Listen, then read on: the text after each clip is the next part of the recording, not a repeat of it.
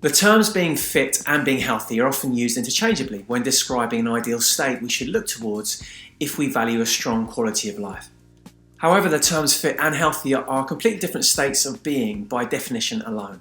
And there's no doubt that both are important to live an optimal life where people either embrace, ignore, or define to various extents and measurements. Personally, I see many people who achieve great levels of measurable fitness and then assume that their health is a byproduct, but that often is not the case.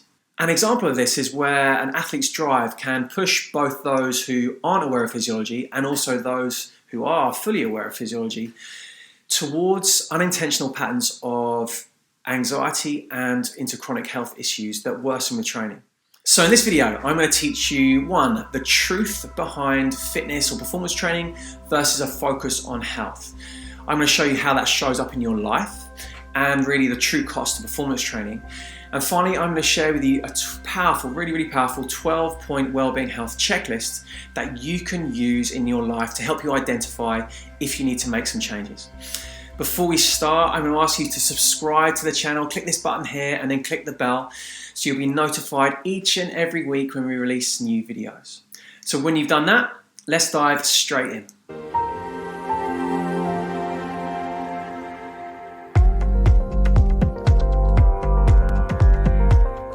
Welcome to this episode. I'm Richard, coach and speaker, and here to support you along your path to personal mastery.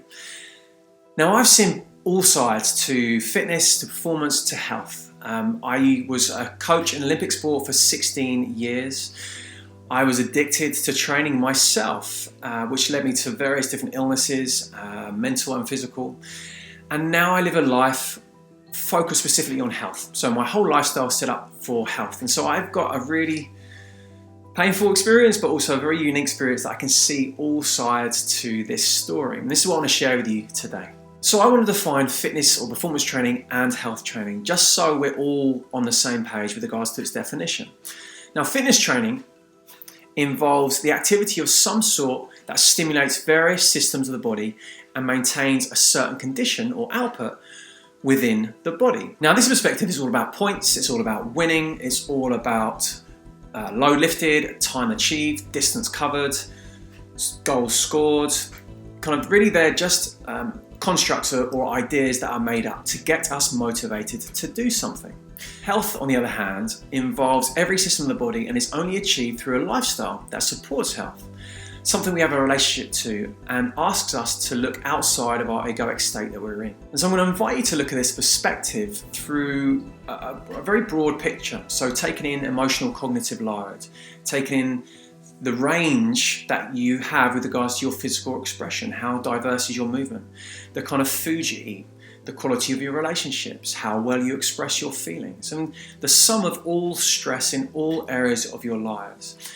Now, I'm not trying to preach here. I have an ego myself, albeit a little less now. So, it catches me. It still checks in sometimes. So when I'm on my bike and someone overtakes me or I want to do a faster time, it's there. I see it. I feel it. When I spot my ego kicking in, I'll ask myself, does my body want to do this? Beforehand, I would have just gone for it. I wouldn't have listened to my body. I'd have been too headstrong, too egoic to listen. I'd have been just driving. We're going to talk about discipline a bit later. If that's just popped up in your head, if you're thinking, oh yeah, but it's about discipline, you need to stick to the plan. We're going to cover that in a minute. But so now I ask, is my body able to deal with this? Do I want to put my body through this effort? Another thing I'll ask is, am I able to pay the cost of this? And what that simply means is this going to make me a better father or husband? Am I going to play with my daughter that afternoon, my 3-year-old daughter that afternoon, if I put in a major effort in the morning? Is it going to affect my sex drive?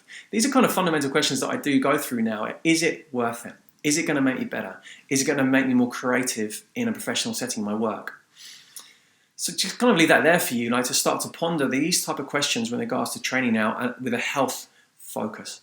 If something within you is kind of questioning this and not sure about this, I'll tell you from experience, many people struggle with this because this way of thinking requires them to form a relationship to something they don't understand yet. People perceive that because they can maintain a certain level of physical fitness or a certain level of cognitive fitness, if you want to call it that, performance, creativity, that kind of stuff. They find it, well, why do I need to change? I can maintain this level of fitness, bearing in mind, to remind you back to those measurements of time, of speed, of load lifted are all made up constructs or ideas. And then there's a fear there to come away from what they know to try something new. And I mentioned fear there, which asks deeper questions. Certainly in my history, is there trauma that's fueling, I need to win, I need to train, I need to compete, or else I cannot move forwards? If that resonates with you, if that resonates with someone that you know, certainly from my personal experience, that was a major influencer to the reason why I was pushed myself so hard. Validation, a lack mentality, kind of many different things that was fueling this external symptom of drive, excessive drive. Again, linking to my example, if I, for whatever reason, I couldn't train, or I dipped performance, or I felt like I wasn't moving forward, I would then start to shame myself. I would be angry at myself. And I would say and invite you, if this is something that is sounding familiar to you, these are the kind of internal chatter that's going on within your mind around exercise, this is a wonderful place to begin to ask deeper questions. And we're going to cover some of those questions in this video, later in this video. Do this gently as well. I said to you, I'd mentioned discipline and how my old way would have been, well, you've got to be disciplined, you've got to stick to the plan, you've got to push through. And I would say discipline, to me, with a health focus, and I would say with, there's a reason professional athletes have a limited time frame within their career. At best, they might be competing at 40 or just over 40. Most will be competing well before then, or stop competing well before then, due to injury, due to mental burnout, due to a whole host of various reasons. And so if, you're a weekend warrior, if you are an amateur athlete, if this is not your career, and I would even say if it was your career, there's a fine balance between getting fitness training right and tipping over the edge. And that balance is very precarious, very, very, very precarious. It is, professional sport get it wrong many, many times. There are, of course, some amazing people who get it exceptionally right. But there is heavy cost in performance training, which we're going to dive into next. Okay, let's dive into performance training. And the first question that should be asked by anyone that's training hard for fitness is, what is the goal of your training? And what I mean by that are, what are the specific measurable markers that you use to help inform you that you're heading in the right direction? It's common mistakes I see are people focus on calories burned or what they look like naked in the mirror. And that's based on a scarcity mindset, a lack of scarcity mindset. I will be better when I lose a certain amount of body fat, or I will be accepted or more attractive if I look a certain way. They're fundamentally flawed, those perspectives. As a trainer or coach, I believe your first and foremost job is as a teacher. So if your client is focused on what they look like, then your job is not just a physical, it's about empowering a shift in mindset towards more sustainable perspectives that's going to help them towards a broader health outcome. Something to bear in mind is that in professional sport, the whole team, multidisciplinary team, is working towards the idea of what's the minimal amount of work to get the biggest payback. Because after you get past that point, it's just diminishing returns. You're going to be getting less and less improvements in performance for more and more cost, more fatigue, more micro trauma in the tissues at a superficial level, which is going to take you very, very fast towards lower outputs and ultimately towards injury. On that point, with regards to sport, I personally believe that I question sport now, competitive sport. Don't get me wrong, I worked in it for 16 years. I loved it so much. I traveled the world. I went to Olympic Games. It's just fantastic. And on that note, professional sport, I now question the majority of competitive sport. Don't get me wrong, I love sport. I've had an amazing career in it. I traveled the world. I went to Olympic Games. But that's precisely why I can see that the amount of trauma that's in the sport that is fueling and perpetuating fundamental health issues. If you work in sport, please comment below if that's something that you feel is true, if you can resonate with that. If you disagree with that, then please, I would love to hear from you. That's just what I've seen from back here now, from leaving sport, reflection on both the athletes as well as support staff. So physios, strength coaches, other coaches. The mental health around professional sport and physical health is pretty shocking. Please let me know if that resonates with you. If it doesn't resonate with you, I would love to hear. So I'm going to dive into some key costs really that comes with performance training, fitness training. So again, it's not just focused on sport. It's if you're that person, or you know that person who's just beating themselves every single day, that drive, that they feel they need to do something.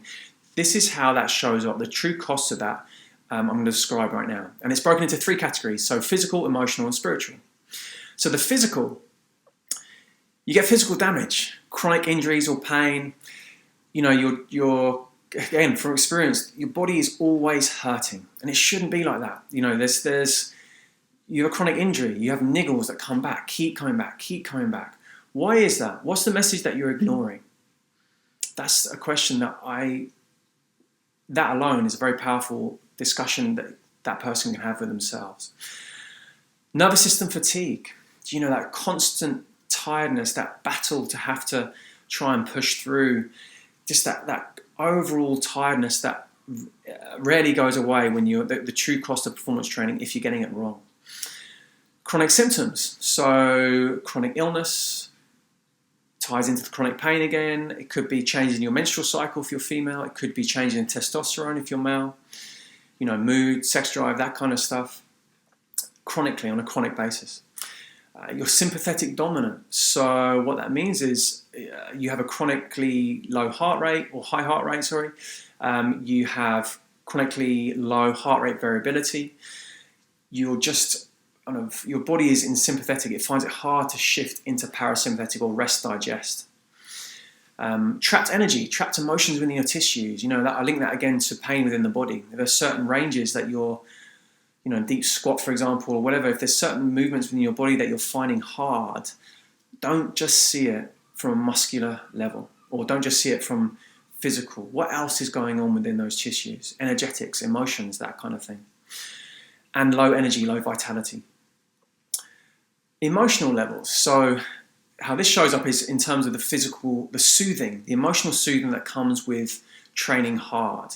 You know, if it was linking back to me, my past self, I trained hard. I would get a period, after that session, I would get a period of emotional or mental calm. And then I would start again, okay, what's the next workout? When I'm going to do that, I'm getting antsy, I'm getting fidgety, I need to train again. Could be the same day. Or it could be, what am I going to do tomorrow? Okay, well, how am I going to beat that time I did yesterday? How am I going to lift more weight? How am I going to improve myself? A constant drive to feel, or the idea of the perception of having to progress. Addiction. If you can't train one day and you're getting really annoyed, you're getting agitated, you're uncomfortable, look at that. Look at that. A comparison or validation with others. So you're comparing yourself to other people. I link that to overuse on fitness apps, for example, Strava, or you know what weight someone's lifting or what someone's posting in your club. There's a constant comparison to yourself, past self, as well as to other people. And then you're overly competitive.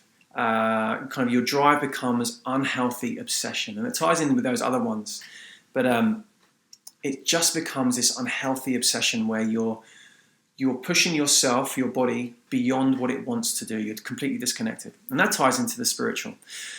So you over-identify with your physical body, of what it looks like, what it can do. You're heavily identified with that. That's what people know you as, and you thrive off that. That's your shield, in a way, around you of validation in your life. Your ego leads decisions. So I've mentioned it, they all cross in together, but I've mentioned it in the sense of your body does not want to do anything, but your mind cannot rest. Your mind is like, nope, got to do it, got to do it, got to do it. You're disconnected from your body. Again, you're not in tune with what's happening here. You're just behind your eyes. You're overly attached to life. And that's more of a broader context, but in the sense of when change happens, if you can't train, if something else happens in your life, you have a very difficult time adjusting to that and linking back to that nervous system. You're kind of primed to be in this nervous system because you're not switching off. And finally, just unable to see past your identity.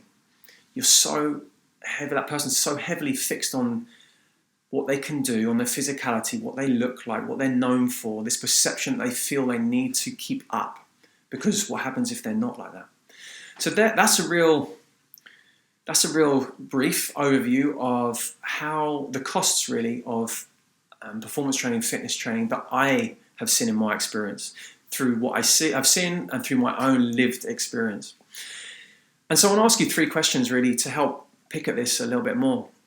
First one, what happens when the way you're training is actually creating more anxiety and tension across your nervous system? The second question, what if it's an addiction that's actually depleting you? What if it's draining you more rather than giving you vitality? And third, what are you going to do if you do get injured and that's your only outlet? What are you going to do? How are you going to get that calm? How are you going to get that expression? And these are really big questions to think about. And so the question I find most powerful to initiate a shift towards a health focus and away from arbitrary, performance fitness figures is, how does this practice affect my life? This practice being, the training that you're doing, the exercise, the fitness training, whatever it is, how does this affect my life? And so inevitably what happens when asking that question is an awareness builds of a broader perspective. And so people begin to see that their exercise is a tool, and it's a tool to become a better version of themselves. And so whether that is to be more creative at work, to be a better professional in the sense of you're more focused, you have more energy, or whether it is to love more freely in your relationships within your life, or whether that is to become less emotionally reactive. You're not on this fibrillation of stress, you're able to be more resilient to the stress that inevitably comes within life. And then last, you have more energy or vitality to begin to put into service to support other people, whether that's other people in your family, your friends, or maybe a broader context within the community that you're in. And all these qualities are needed for a long health span, not just lifespan. I personally want my health span to be as close to my lifespan as possible. It doesn't need to be the way that we get old and we degrade so rapidly and then we have this long period of poor health. It doesn't need to be like that at all. That's a false message that potentially is being sold to us. We can have our health span as close to our lifespan as possible. And that comes with a lifestyle choice.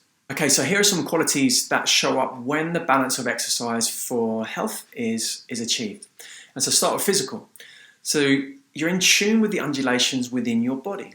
So the daily undulations, the weekly undulations, monthly and seasonal cycles. It's not just females that go through cycles, males go through cycles as well. And so you're completely aware of, what's right and what's needed for that moment. You don't just push through because that's what your mind wants to do. You're in tune with your body. And I'm going to dive into this a little bit in a bit more detail in a minute. So you also don't have any chronic pain or injuries. So you haven't got any niggles. You don't keep having the same issues keep up. Your body feels balanced. It feels light. It feels good to be in your body, not just painful every time you get out of bed.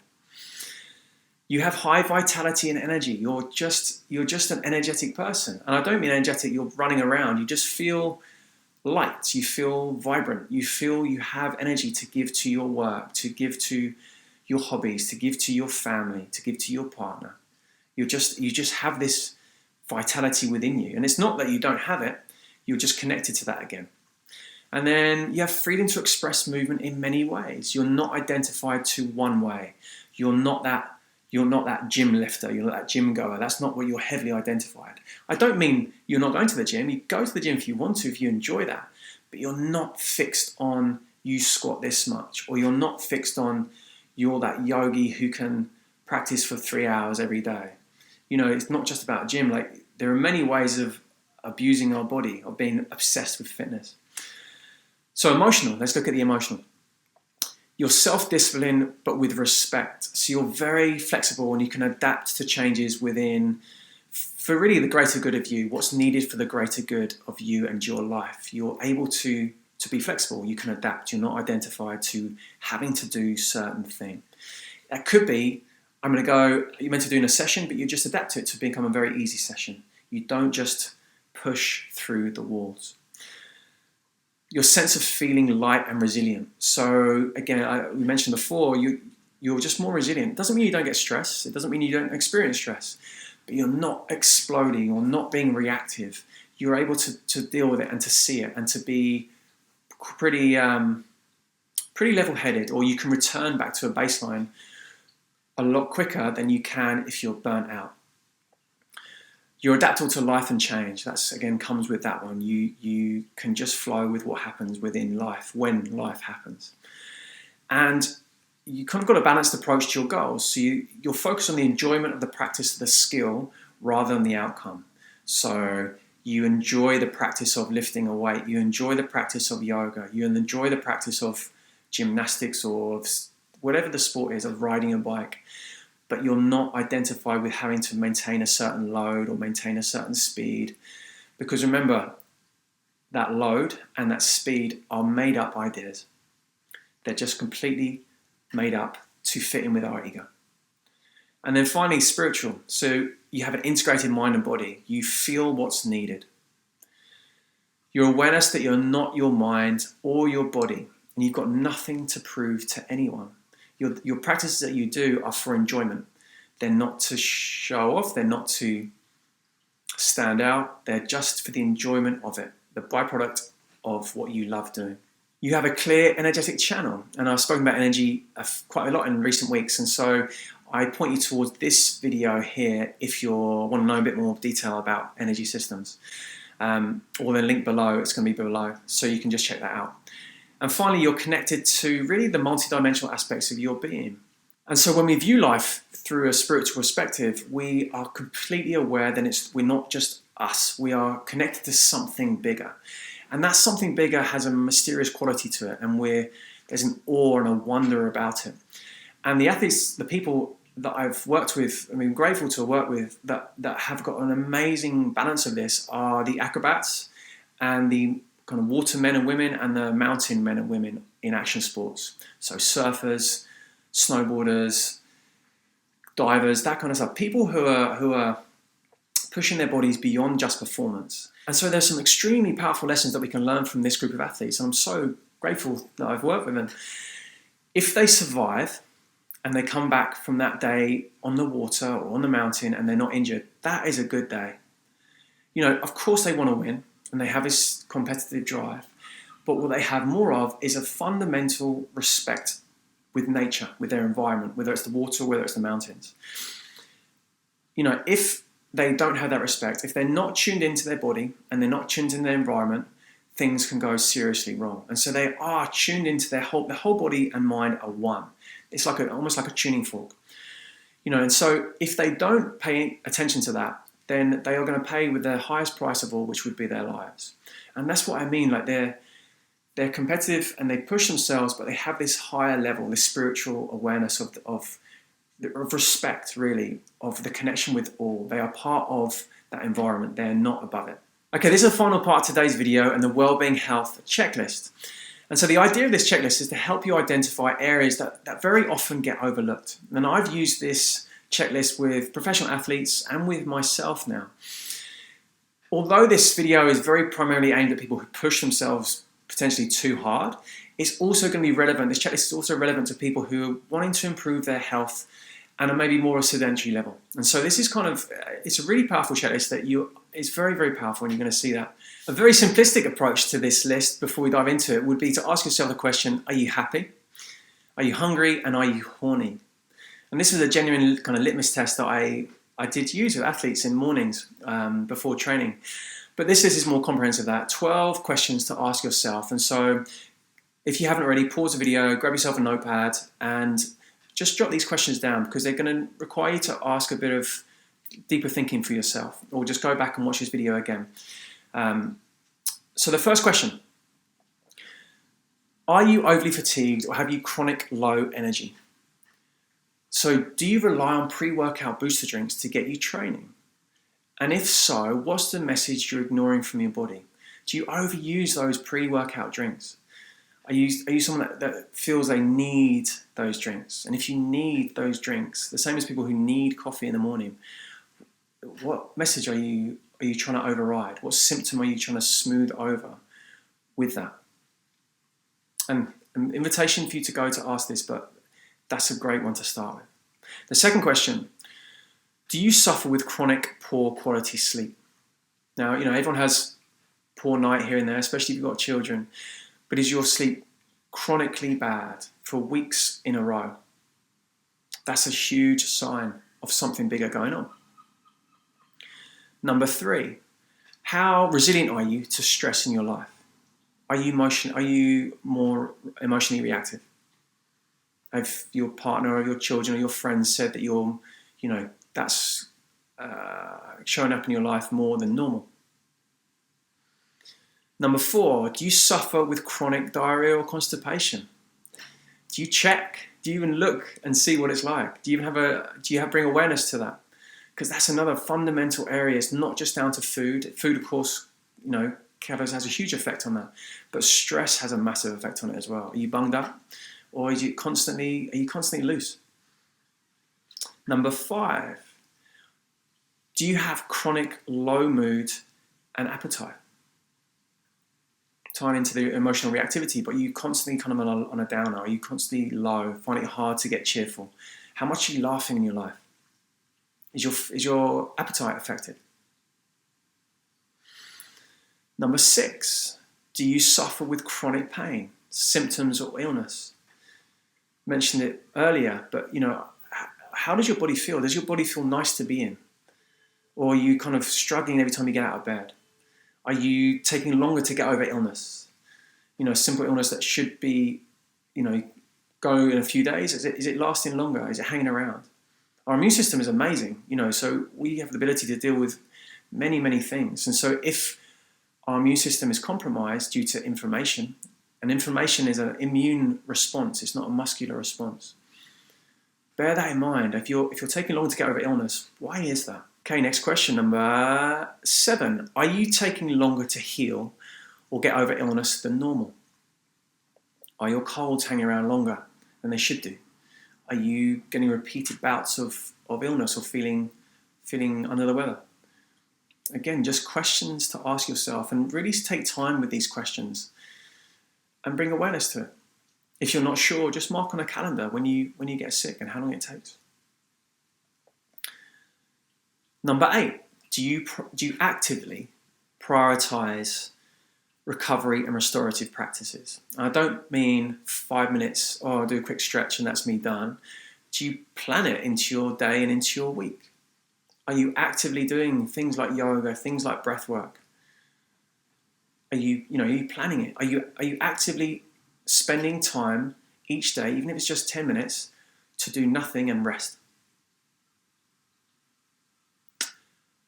Number 9, do you have a fixed mindset around the way you exercise?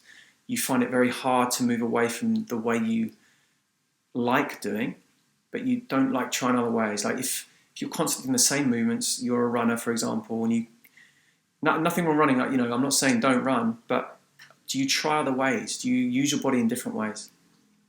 Or do you use the term, that's not for me, I'm not a whatever, like the fill in the blank of the reasons why potentially you wouldn't do something. Number 10, do you have a low sex drive?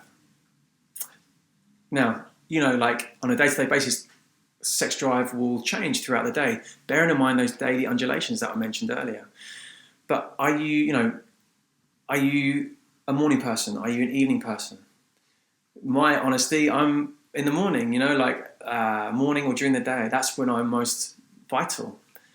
But, are you having those moments? Are you aware of when you're most vital? Or are you kind of constantly on a low sex drive?